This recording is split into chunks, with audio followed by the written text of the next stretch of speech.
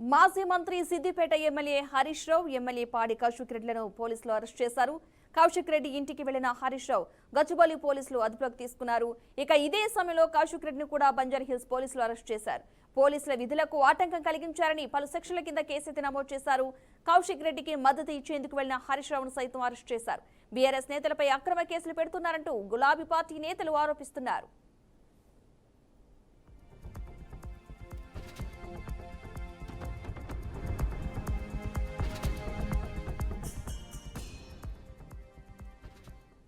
కాగా హరీష్ రావును పరామర్శించేందుకు బీఆర్ఎస్ శ్రేణులు గచ్చిబౌలి పీఎస్ దగ్గరకు క్యూ కడుతున్నారు. మాజీ మంత్రులు ఎర్రబలి దయాకర్ రావు, తలసాని శ్రీనివాస్ యాదవ్, సబితా ఇంద్రారెడ్డితో పాటు కీలక బీఆర్ఎస్ నేతలు హరీష్ రావును పరామర్శించేందుకు అక్కడికి వెళ్లారు.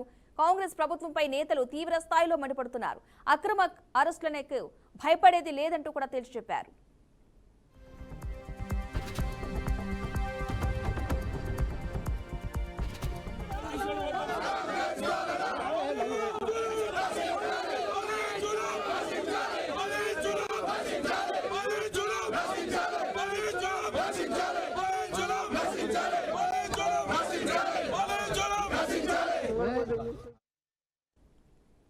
బీఆర్ఎస్ నేత హరీష్ రావును పరామర్శించేందుకు ఎమ్మెల్సీ కల్వకుంట్ల కవితతో పాటు పలువురు బీఆర్ఎస్ నేతలు గచ్చిబౌలి పీఎస్ కు వెళ్లారు. పోలీసులు కవితను మాత్రమే స్టేషన్ లోపలికి అనుమతించారు.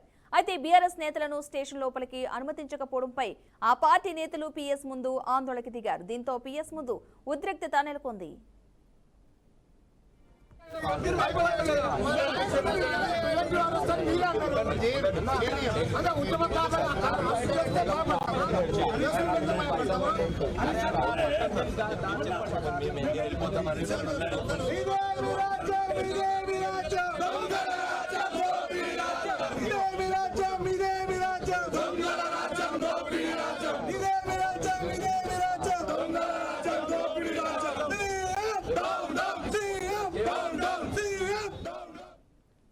కాగా బీఆర్ఎస్ నేతల అరెస్టుపై ఆ పార్టీ నేతలు ఆందోళన చేసేందుకు సిద్ధమవుతున్నారు. తాజాగా హరీష్ రావు, పాడి కౌశిక్ అరెస్టుతో గులాబీ కార్యకర్తలు ఆగ్రహం వ్యక్తం చేస్తున్నారు. ఈ నేపథ్యంలో రేపు ఆందోళనకు పిలుపునిచ్చింది బీఆర్ఎస్.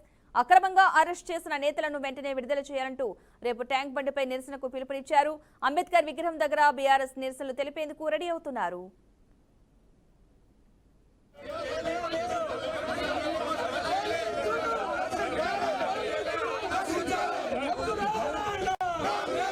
రిప్రజెంటేషన్ ఇవ్వడానికి వెళ్ళిన ఎమ్మెల్యే పైన కూడా ఈరోజు కేసు పెట్టారంటే ఒకసారి రాష్ట్రంలో ఏం జరుగుతుందనేది ఆలోచించాల్సిన అవసరం ఉంది.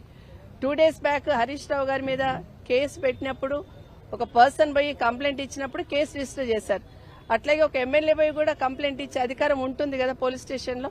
మరి స్టేషన్లో టైం ఇచ్చిన తర్వాత పోలీస్ స్టేషన్కి వెళ్లి రిప్రజెంటేషన్ ఇవ్వడానికి ఎమ్మెల్యే గారు వెళ్తే ఒక రకంగా ఆయనను అవమానం చేసి బయటకు వెళ్ళిపోతున్న సిఐ గారు, ఏసీపీ గారు ప్రవర్తించిన తీరు చూస్తున్నాము. అయినా కూడా ఖచ్చితంగా ఈరోజు ఈ రాష్ట్రంలో పోలీస్ డిపార్ట్మెంట్ 2 రకాలుగా లాని ఇంప్లిమెంట్ చేస్తుంది అనుకోవాలి. అంటే లా అండ్ ఆర్డర్ని ప్రతిపక్షాలకు ఒక రకంగా, రూలింగ్ పార్టీలు ఉన్న వాళ్ళకి ఒక రకంగా. ఎందుకంటే ప్రతిపక్షంలో ఉన్న వాళ్ళకి అప్లికేషన్ ఇవ్వడానికి వెళ్తే కూడా పోలీస్ డిపార్ట్మెంటే కాపాడాల్సిన న్యాయాన్ని, ధర్మాన్ని కాపాడాల్సిన పోలీస్ డిపార్ట్మెంట్ ఈరోజు కేసులు పెడుతున్న విషయం ఒక సైడ్ అయితే, ఇంకొక సైడ్ రూలింగ్ పార్టీలో ఉన్న మామూలు పర్సనల్ కూడా కంప్లైంట్ ఇస్తే గౌరవ శాసనసభ్యులు హరీష్ రావు గారి మీద కేసు పెట్టిన సందర్భాన్ని గమనిస్తా ఉన్నాం. మరి నిన్నగాక మొన్న ఒక వారం 10 రోజుల కిందట గౌరవ ముఖ్యమంత్రి గారి పైన, వారి అన్నదమ్ముల పైన కూడా సూసైడ్ నోట్ రాసి సూసైడ్ చేసుకున్న సాయిరెడ్డి గారు సూసైడ్ చేసుకున్నారు కదా. మరి ఆ కేసు ఎందుకు పరిశీలించలేదని ఒకసారి గమనించాలని కోరుతా ఉన్నాను. ఎవరైతే ప్రశ్నిస్తారో, ఎవరైతే ప్రభుత్వాన్ని అడుగుతున్నారో వాళ్ళ మీద కేసులు పెట్టి అక్రమంగా నిర్బంధించి భయభ్రాంతులకు గురి చేయాలని ప్రయత్నిస్తున్న ఈ ప్రభుత్వాన్ని ఖచ్చితంగా కింది స్థాయిలో ఉన్న ప్రతి కార్యకర్త కూడా ప్రశ్నిస్తారు. కేసులకు భయపడో, దేనికి భయపడో వెనక్కిపోతారని మాత్రం ఈ ప్రభుత్వం ఊహించుకోవద్దు. ఖచ్చితంగా ప్రశ్నిస్తూనే ఉంటాం, ప్రజల పక్షాన పోరాటం చేస్తూనే ఉంటాం.